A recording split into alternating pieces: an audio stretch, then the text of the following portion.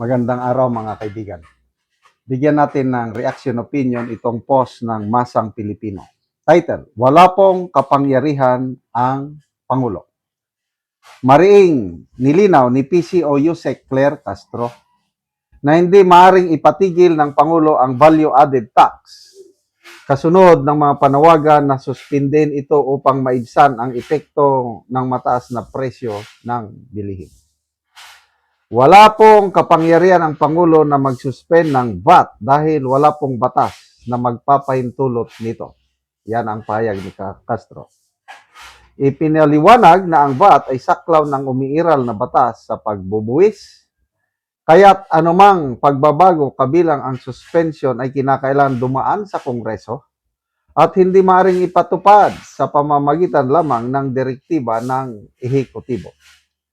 Ipinapahiwatig ng pahayag na kahit may public pressure para sa agarang solusyon, nananatiling nakatali sa legal na proseso ang anumang hakbang sa VAT at hindi ito maaaring resolbahin sa pamamagitan ng isang utos lamang ng Pangulo. Huwag niyong ismulin, huwag niyo namang insultuhin ang taong bayan. Yes, totoo, nasa Kongreso ang kapangyarihan. Pagdating dyan, kailang ang Kongreso naghihintay sa direktiba galing sa Pangulo.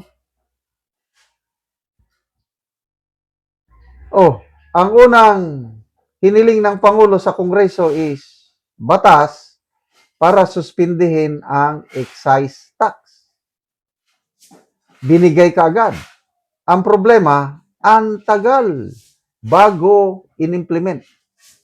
Kung hindi pa nagalit si Congressman Rufus Rodriguez na sinasabi niya, dapat April 9, nag-effect na yung batas para tanggalin ang excise tax ng langis. Bakit hanggang ngayon hindi pa na-implement? Sabi niya.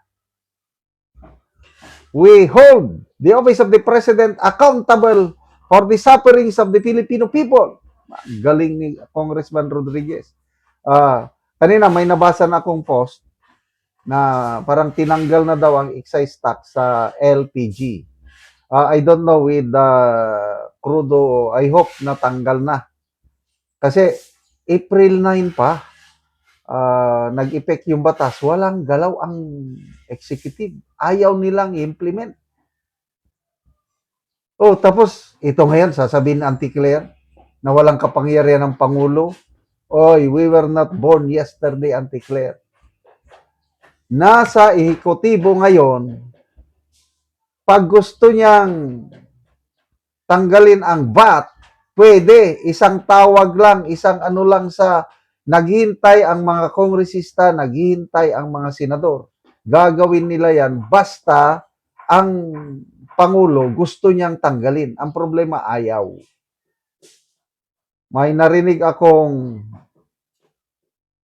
pahayag ni Senator Amy. Sabi niya, lupit. Sabi ni Senator Amy, si A.S. Recto, ayaw niyang ipababa ang VAT from 12%, ipababa ng 10%. Ganun lang ang panawagan. Bawasan lang ng 2% para at least medyo makagaan-gaan tayo sa mga binibili nating mga goods na may VAT. Ayaw daw ni Recto. So kung ayaw ni Recto, yan, ayaw na rin ng Pangulo.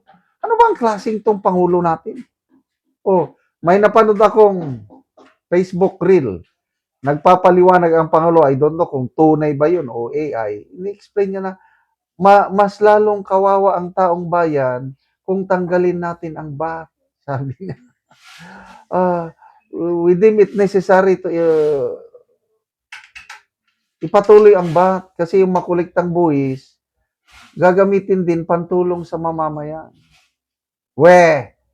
How sure are we na yung mga VAT na kukulikta ay papunta sa naghihingalong mamamayan? Paano kung dadalhin na naman sa flood control, dadalhin na naman sa mali-maleta, dadalhin sa mga ghost projects? Ang hinihiling lang, temporary lang. Ang mga negosyante nagrereklamo. Yung Philippine Chamber of Commerce and Industry, nagsalita. Vice President Brian Ang ng PCCI. Sabi niya, it's survival mode na ngayon. Magsasara ang mga kumpanya. Mawawalan ng trabaho. Bakit ayaw ng gobyerno na magbawas o tanggalin yung buwis? Nasasayangan daw ang gobyerno sa 210 billion na mawawala. What's 210 billion? Sabi ng PCCI. Yun nga sa flood control, ilang bilyones ang nawaldas. Bakit ayaw nilang tanggalin ang VAT na 210 billion lang? Kaya, Auntie Claire, hindi nyo maluloko ang tambayan na nag-iisip. Yes, walang kapangyarihan ng Pangulo dahil hindi siya ang legislative, but isang utos lang ang kailangan. Handang-handang mga mambabatas na gagawa ng batas para mapababa ang VAT. Ang problema, ayaw ninyo. Dahil mas importante sa inyo, sa palasyo, ang makakolekta ng buwis kaysa yung makatulong sa naghihingalo na taong bayan. Tingnan natin ang reaksyon ha. 32,000 ang nag-react. 26,000 ang tumatawa, 4,400 ang galit, 1,000 lang ang nag-like. Ganyan. Halos 98% sa taong bayan wala nang tiwala, tinatawanan, hindi na naniniwala sa gobyernong itong galit na taong bayan. Kasi napakahina talaga ang ating presidente. Yung pinag-aaralan pa daw. Ganyan siya yung hindi siya marunong mag-take the risk. Namamatay na nga, para bang ang kasabihan na, aanhin mo pa ang damo pagpatay na ang kabayo. Sa tagal na inaaral yung bat na yan, wala na. Nagpayat na ang mga Pilipino. So tama, ang ating Tatay Digong, weak leader talaga itong binutuhan natin, kaya nabudol tayo ng chairman. Salamat mga kaibigan sa inyong pagsubaybay sa channel na ito. Nakakatulong tayo ng malaki sa tribong Talandig ng Bukidnon dahil ang income natin sa channel na ito is pantulong po sa tribo. Namimigay tayo ng libreng yero at pako para makapagpatayo sila ng mas maayos na tirahan. Panoorin niyo ang video na ito. Karon mo na nag-atop sa natagaan na Mugero, so mag-atop na din siya karon.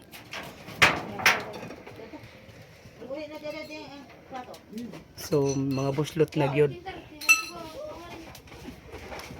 So pag-isplastipan lang gani ang uban.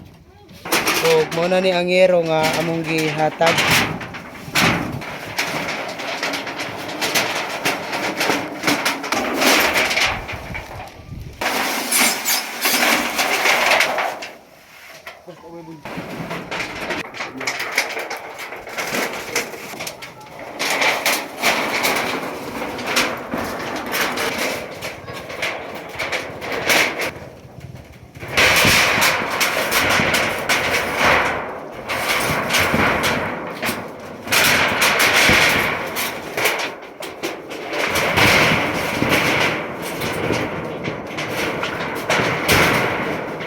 O karon humanagyud sa pag-atop ang among ginahatag nga yero.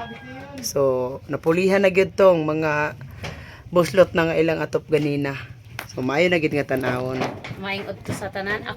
Ako dako kaayo ko pasalamat unang-una, dako ako pasalamat sa Ginoo nga dunay tawo nga instrumento nga iyang gihimo nga isip ako usa nga nagkinahanglan iya kong natabangan og ako manghinaot nga daghan pang mga sama na ako nga nagkinahanglan nga mahatagan gihapon. Daghang salamat. So pila na dito ka tuig ang imong atop nga yero nga buslot na? Almost 11 years. 11 years. Sa nga naman sa 11 years wala gid ka nakapuli og atop para lang unta mapulian. Tungod sa kalisod nga ang pagkaon ra gyud mo'y among afford nga mo'y among masiguro gyud nga bisan og nagkabuslot ng ang among atop na dili gyud na mo mapulihan tungod kay pagkaon man gyud ang among ma-priority. So salamat kaayo.